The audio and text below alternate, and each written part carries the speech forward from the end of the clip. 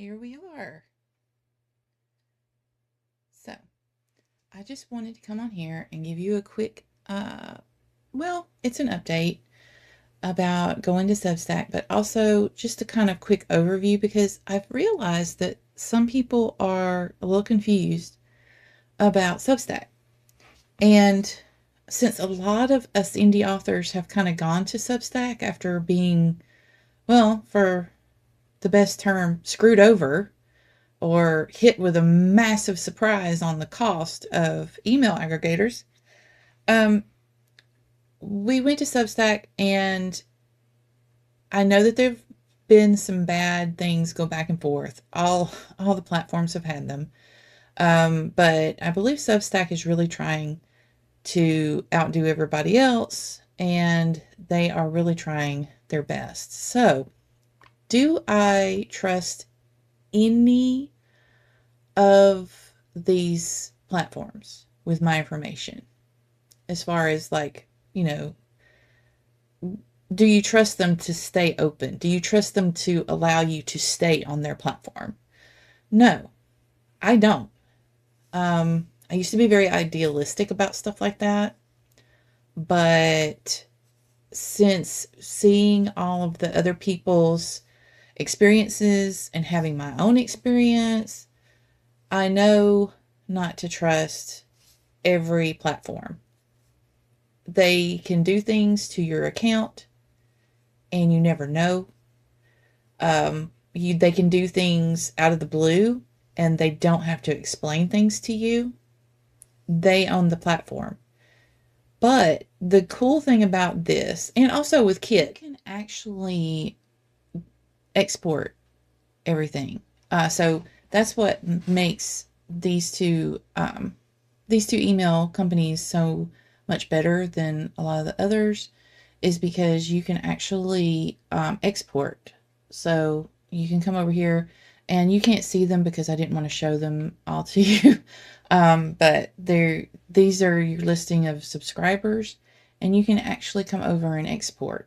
So that way you can save the subscribers who have given you their email addresses because they want to stay in touch with you and be part of your newsletter. You can take them with you where you want to go, where you want to, whatever platform you're going to use to send them your newsletter from. And same way with Kit. I wanted to make sure that you were aware of that.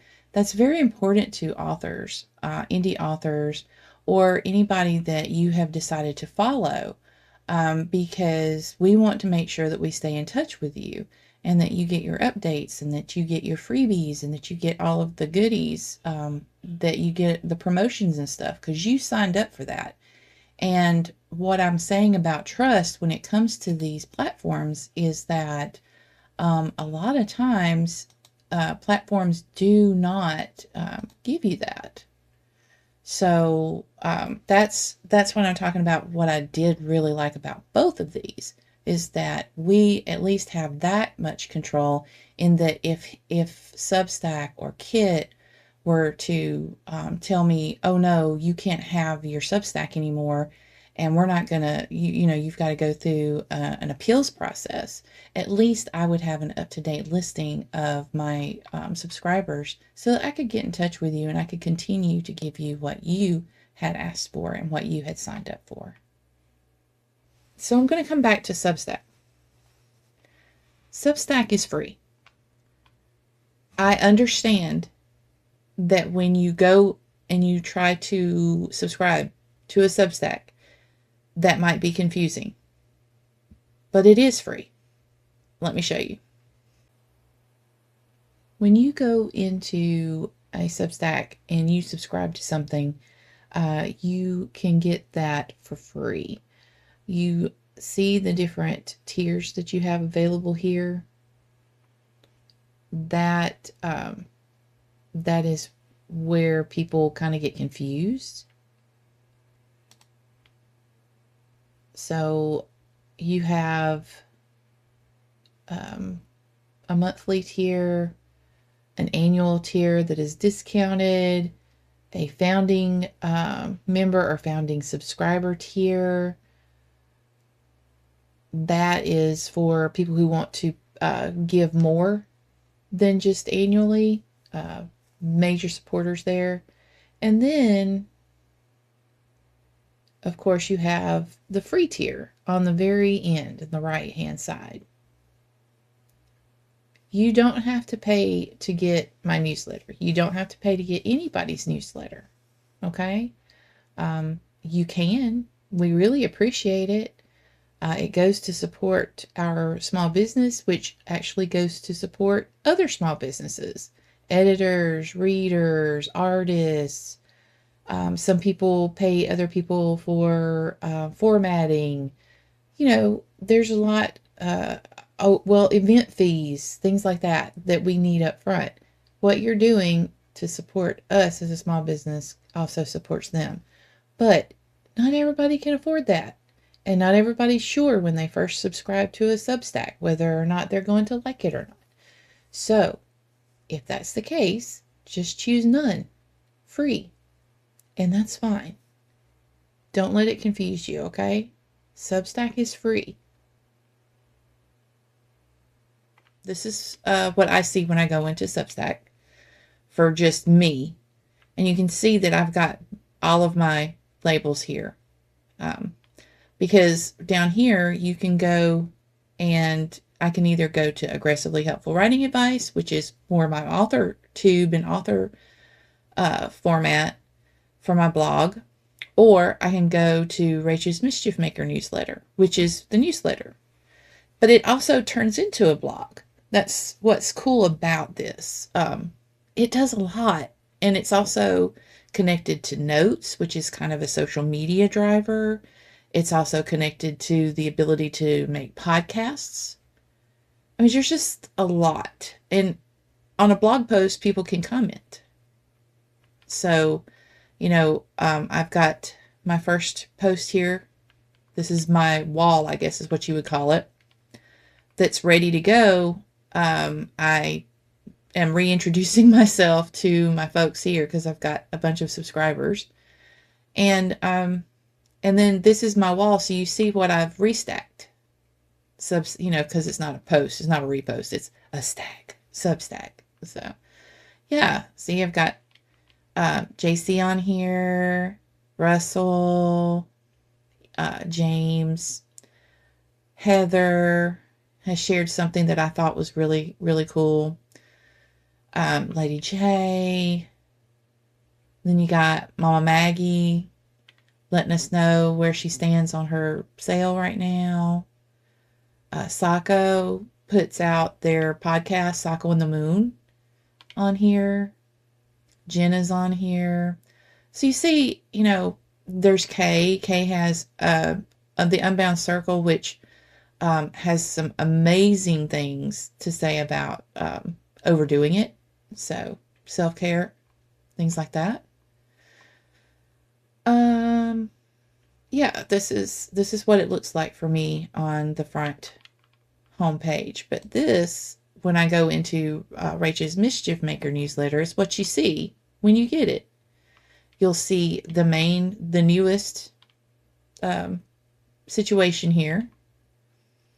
And then you'll see the most popular ones pop up down here. Then you can choose latest top discussions, what order you want to go in. I just chose latest for right now, for myself.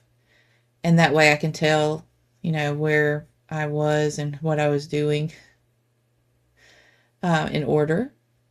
And then this just is a little blurb about it. Rachel's Mischief Maker newsletter, newsletters for my fans, updates, sneak peeks, promotions, and much, much more. And there it shows that I'm subscribed. And then here are my recommendations. It doesn't show all of them, but yeah, the recommendations that it does show are pretty cool. Because authors and readers and, anybody who has a Substack can recommend other Substacks that they like. I try to focus mainly on authorly stuff and people who are into fantasy, horror, sci-fi, any kind of fantasy too. things that I really get into on this list because I'm trying to gear it toward what I write. And then up here, you'll see that I've got coming later, Companions of the Dragon, Stories from the Dragon Tasker Universe, which this will also, it's a section. It's what's called a section of my newsletter.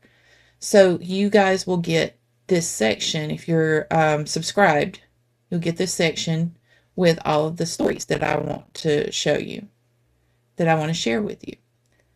Same way with Building Souls, where I'm posting new additions to current writing projects that I want to share and comment on. All right, so they're free too. I get to choose which posts are going to be paywalled. Okay, so when I start putting these stories back up, the first few posts are not going to be paywalled.